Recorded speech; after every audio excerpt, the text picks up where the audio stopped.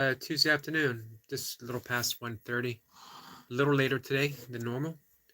Um, I just did a online pre-pranayama class and a meditation, um, a withdrawing of the senses meditation, withdrawing of the um, sensations of the body.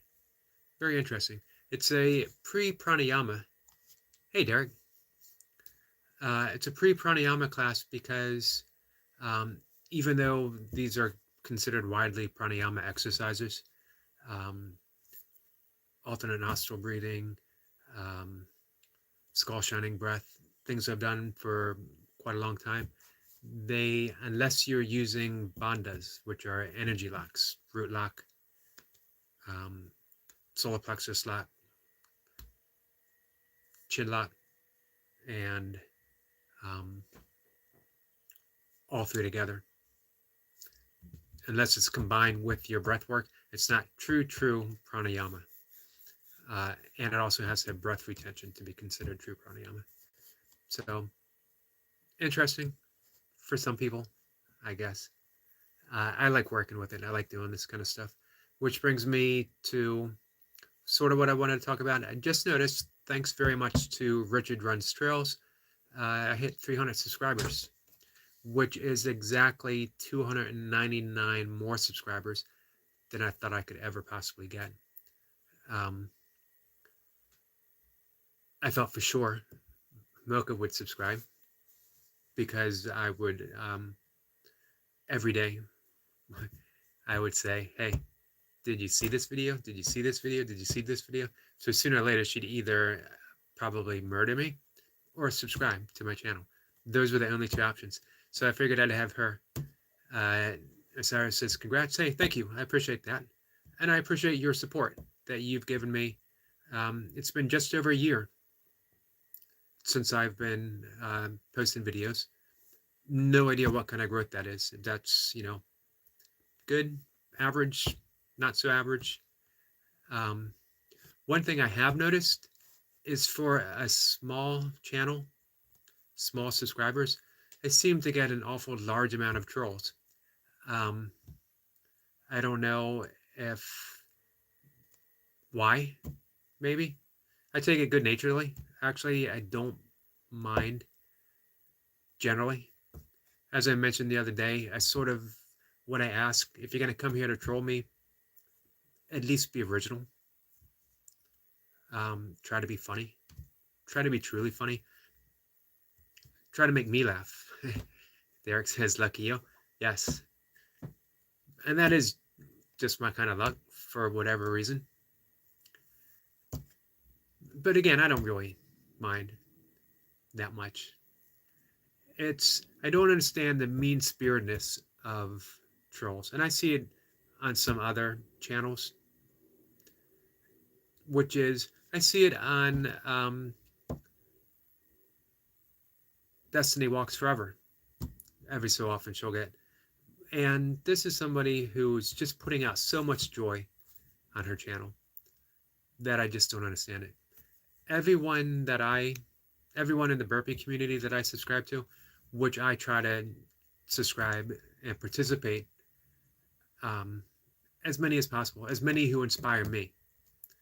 I can't imagine why anyone would want to troll them, because they are just trying to do a little bit of good in a world that sometimes is in desperate need of just a little bit of good. They're just trying to inspire. They're putting their stuff out there and saying, hey, look at me. This is who I am. This is what I do. Come join me, or do it yourself. Put your own video. It was people like Osiris and Nick who literally said, hey, put your stuff out there. You're doing it. Share it. And welcome me here, which to me is just incredible. So I can't imagine. Of course, I don't understand the troll mentality anyway. And I don't think really anyone in the burpee fitness community actually understands it, because it's just sort of beyond what most people, it's a select few people, I think, who want to do that. But if you do decide to do that and you come here, and I have been fortunate that a few people have come here and literally made me laugh with some of their comments. So, you know, the internet's been around for how many years now? 30 years? You've had time to refine your game. So, if you can come here and troll and make me laugh, I'm all for it, if that's your thing. So, 300 subscribers. Again, that's much more than I ever thought. But it has given me some ideas what I would like to do. And I would sort of like to grow.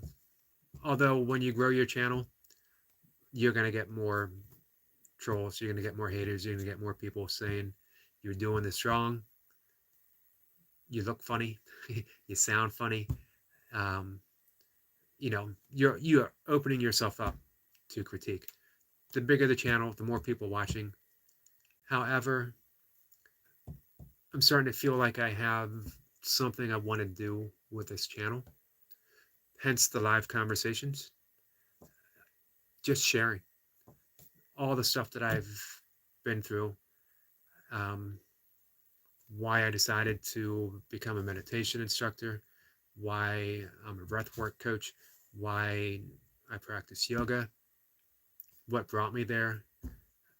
Why do I do burpees every day? Why do I write every day? In other words, why am I basically retentive? Because I am. And we're all something. All of us. And hey, if you can turn that around and make it work for you, all the better. Here's the thing. We are all a collection of patterns. None of us are a particular self. We're selfing constantly, multiple, streaming, all through consciousness. We can, not that there's any separation, but we can imply a sense of separation between consciousness and the mind. The mind is being bombarded with all this information, all through the senses. Think of the senses as being doors, and the entire world is sending it information, stimuli. And I've mentioned this before. If you know the difference between stimuli and stimulus and how I'm using it in a conversation, then definitely point it out to me. I'm saying stimuli, and I believe that's correct, but I should maybe be saying stimulus. Who knows? Definitely someone out there smarter than me. Give me some input. But I'm going to stick with stimuli for now. We're being hit with all this stimuli. Here's what the mind does. Only 3 things. Because it just can't handle all that stuff. We can't handle all that stuff. If we tried, literally we would fry the neural pathways in our mind. We would be in a fetal position, curled up, crying our eyes out, because we would just be overly stimulated.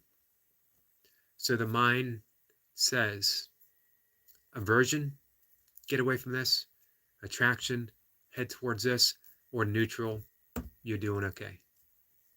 Only 3 things. However, those 3 things are infinite in what they can hold, and they shape our patterns. So we are always either being attracted towards something, or we're having an aversion away from something else, or we're neutral.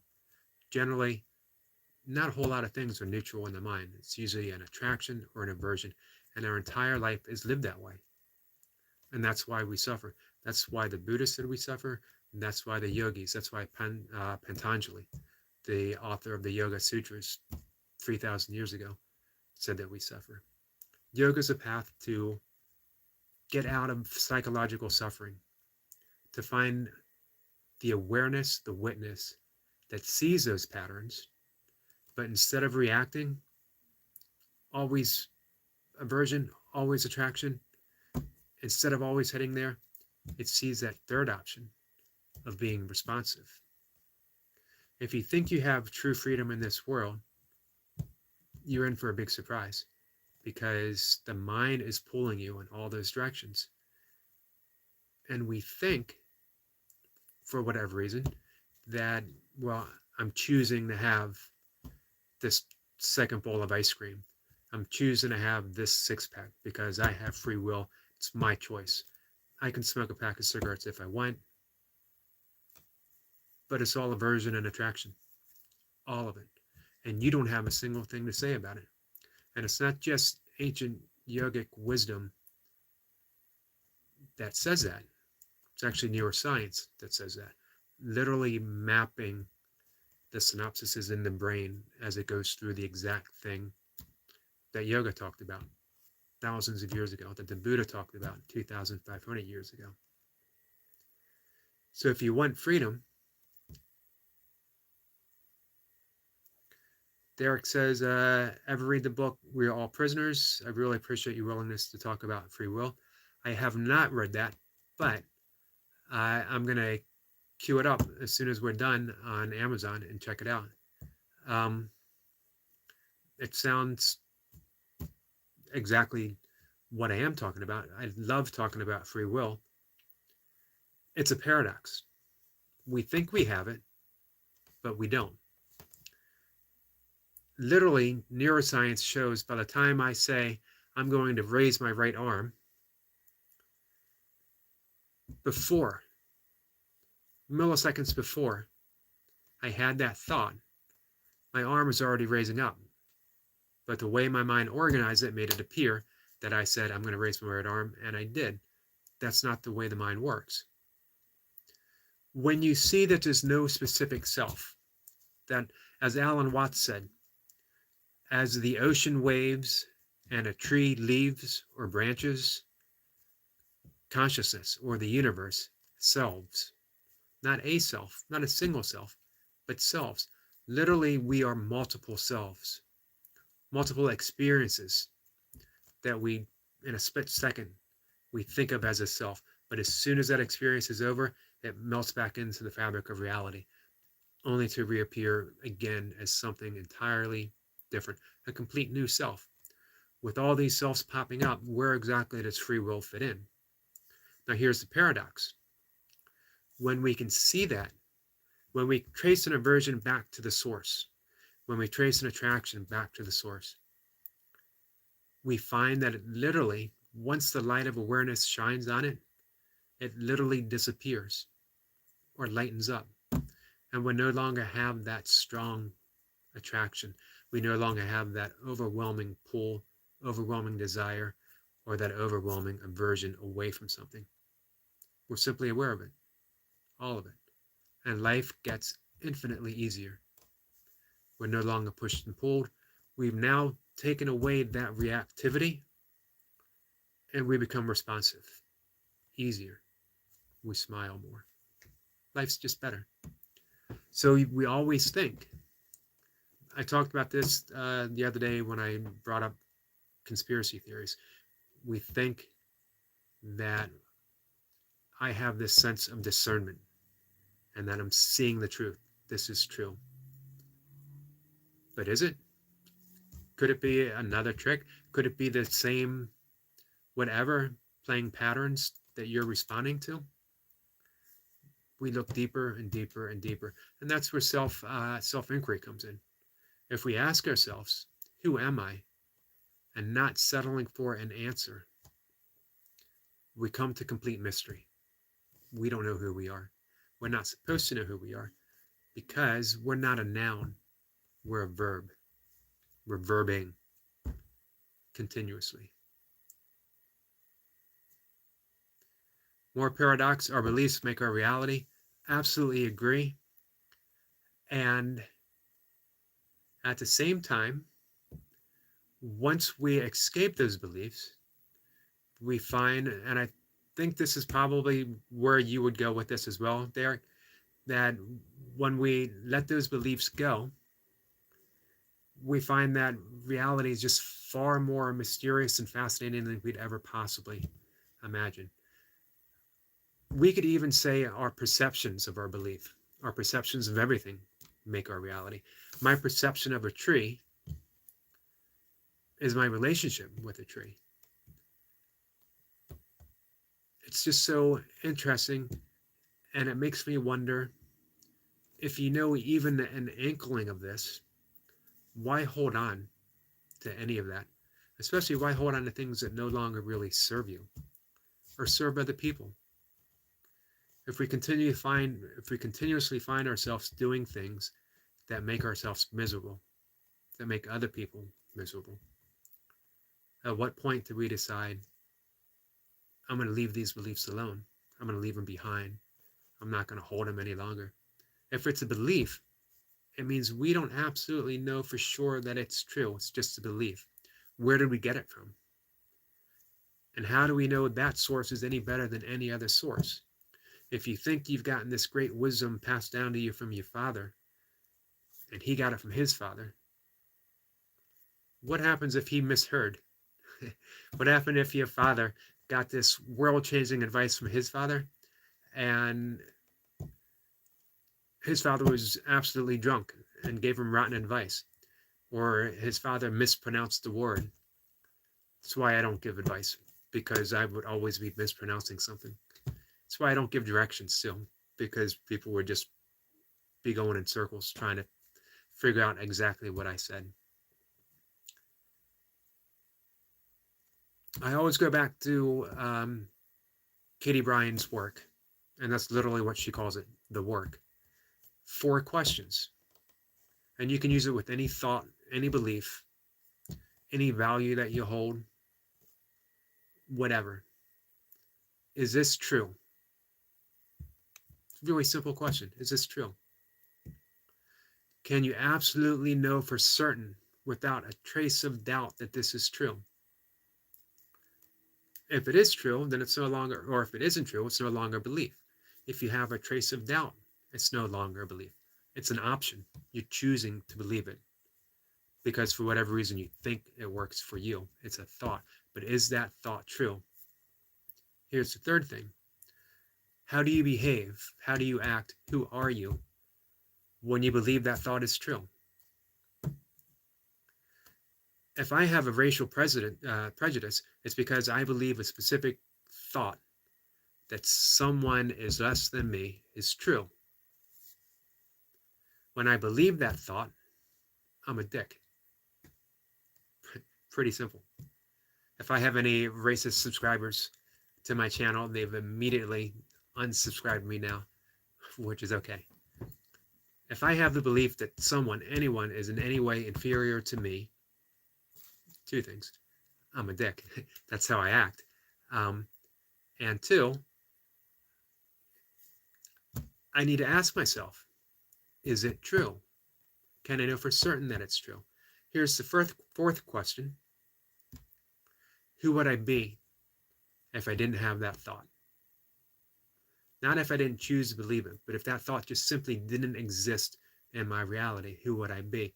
Well, I'll tell you who I would be. I'll tell you who I wouldn't be. I wouldn't be a racist. I wouldn't be someone who believed others were inferior to me. I would simply be me. Happy. Everyone would be equal in my eyes. Everyone doesn't mean I wouldn't like someone better than someone else, but it wouldn't be because of those specific reasons. Without that thought, in the absence of that thought, I would be free. And my friend Destiny Forever Walks is here. Happy Tuesday and blessings to you, Eric. Thank you, and you as well, my friend. And she's saying hello to Osiris. I mentioned you earlier in the conversation, Destiny, that how much joy you bring to your channel. I was talking about trolls and how I don't understand them, and the joy that you put out. Not to mention the information, the good information, great information that you put out. Osiris says, scary bit, if there is no self, which I believe, there is no soul, Atman, per se, per some Buddhist understandings. which is not to say there is no spirit. That is a tough pill to even consider swallowing. It is, depending on your beliefs, it is a tough pill to swallow. And that's actually a similar thing that Patanjali was saying. There's a lot of close connections between Patanjali and Buddhism, and a lot of vast differences as well. That, I mean, you'd have to get to what exactly is being reincarnated when, in the absence of a self, in the absence of an Atman, the absence of a soul, then what is coming back? I like the Buddhist concept of rebirth over reincarnation.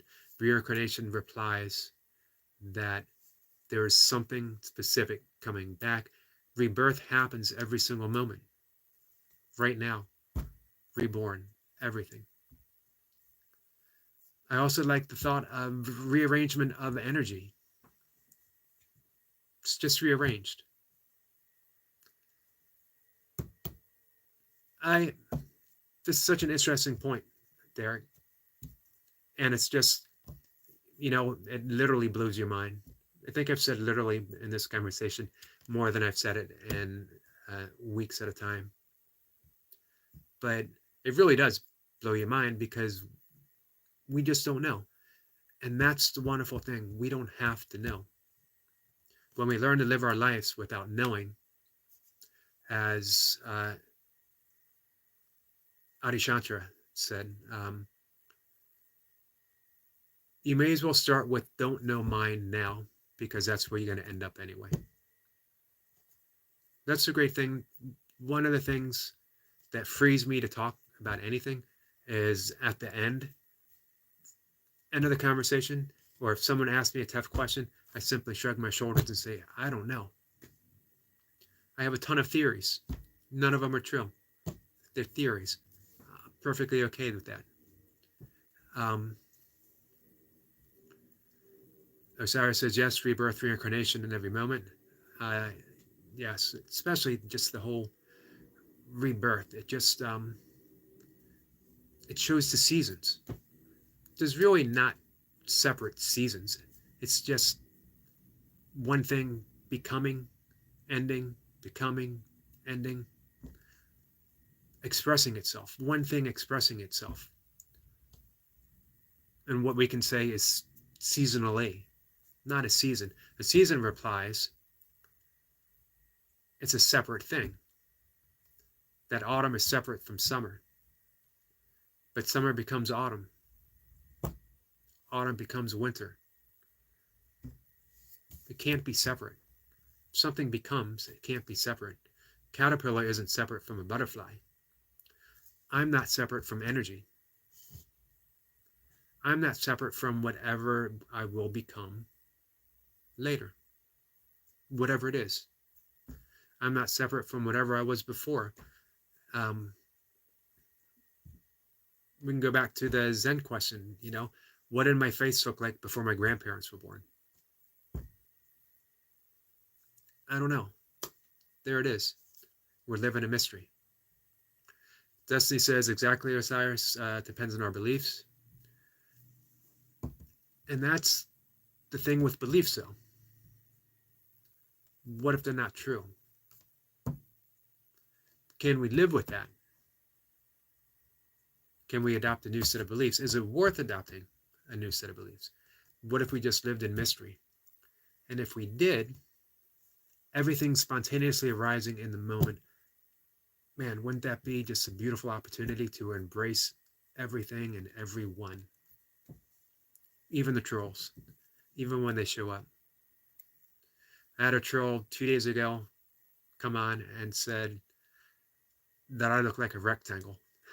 That made me smile. I have no idea what it means. And I asked Mocha, do I truly look like a rectangle? And what angle was the camera? What if it was sideways? Is it still? I don't know. So I'm living in mystery with what looking like a rectangle actually is. But again, Man, if you let all that go, all of it, then conspiracy theories become fun because you're not shaping your entire life based upon something that you don't even know if it's true or not. You're not chasing down, you know, the lone gunman on a grassy knoll.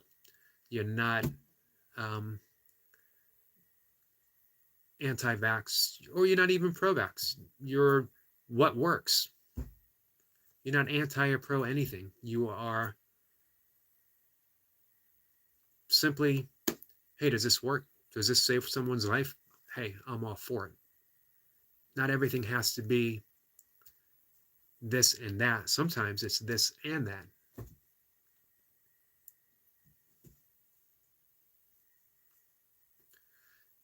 Destiny says, as man thinks in his heart, so is he, or he becomes. That's why I believe we create our lives by what we think and speak.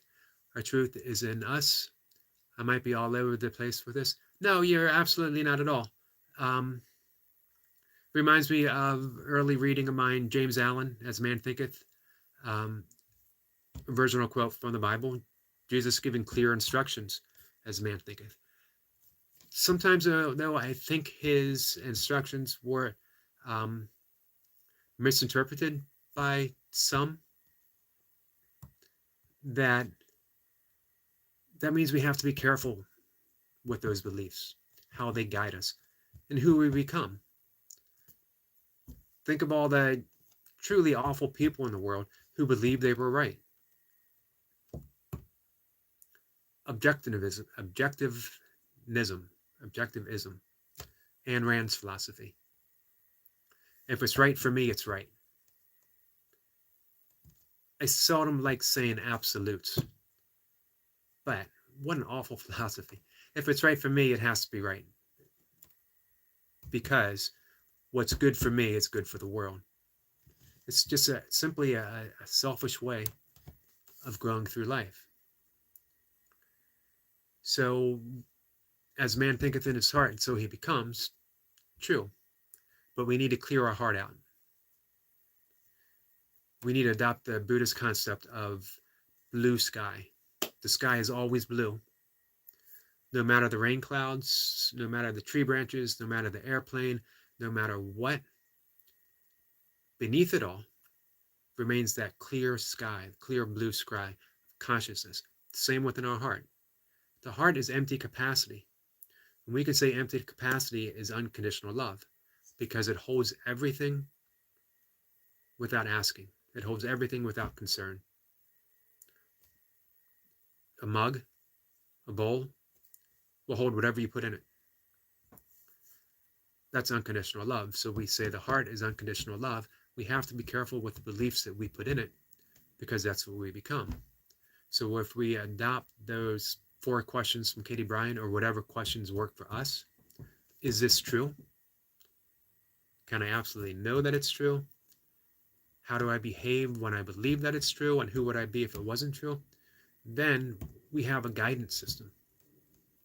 If I believe this is true, and I act like an awful person, and I'm paranoid, and I'm suspicious of everyone, and I'm mean-spirited, then why cling to that belief?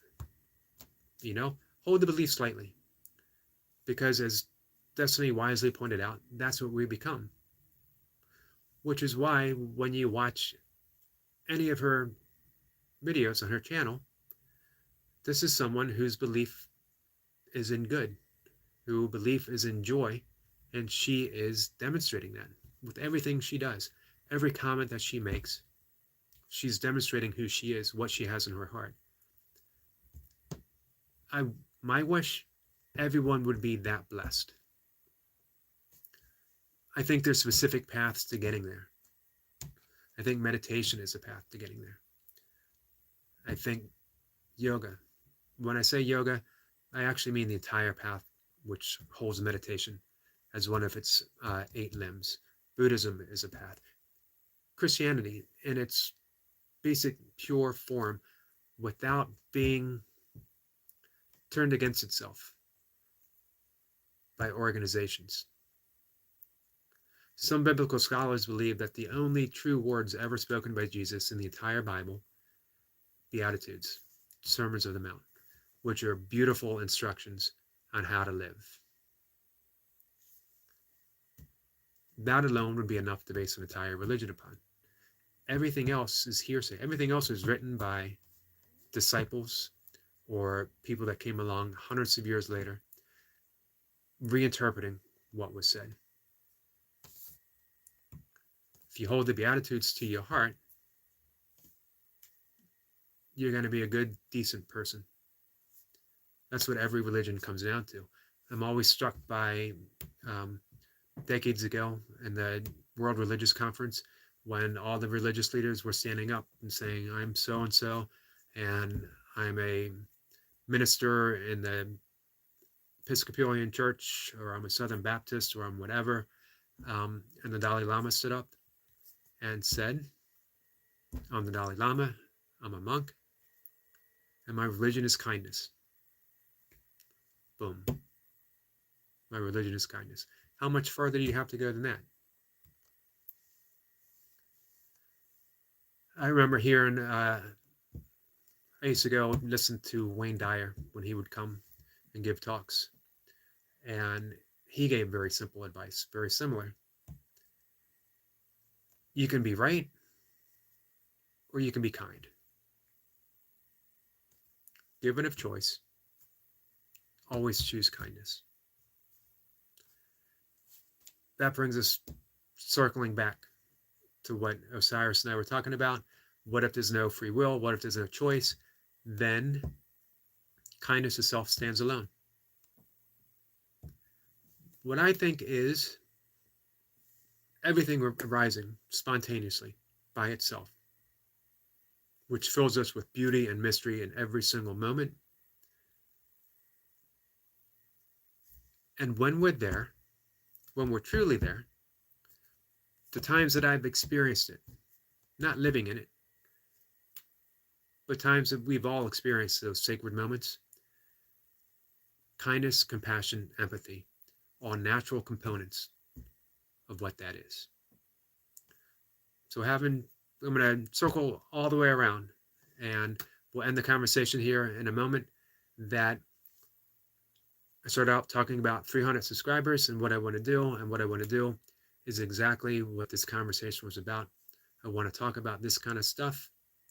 I want to do lots of burpees, and I want to see how far we can take it. So with that said, I'm going to say goodbye to everyone. Really appreciate Osiris being here and joining in. Really love to have a conversation about free will and all of this stuff that we've been talking about. Again, always appreciate Destiny being here, and again, the joy that she brings here when she visits me and she visits my channel, and the joy that she puts out there on YouTube. You're performing a service to the world, my friend. Any little bit of joy simply spreads. If it touches one person, it's going to touch an infinite number of people, because that person is going to take that joy and take it a little bit farther, and then someone else is going to take it farther. So, Destiny says, Eric, as I've said before, your spirit knows me very well. There are times when you seem to know me better than myself. I say that because I speak a lot of times while my inner self did not always speak. Well, thank you. I appreciate that. I do think that we are, we're together on this. We're together in this as well. Osiris says, good stuff here today. Thank you. I appreciate it. And again, I appreciate you both being here, joining me in conversation. Anytime you guys want to link up in a conversation, in a live conversation, and just bat this stuff around, nobody being right, nobody being wrong, just batting it around, let me know. I'd be happy to do so. And Destiny says, thanks for another wonderful session and discussion. I always enjoy your wisdom and knowledge. Thank you. I appreciate that. See you both later. I'll see you in the morning for some burpees. Take care, guys.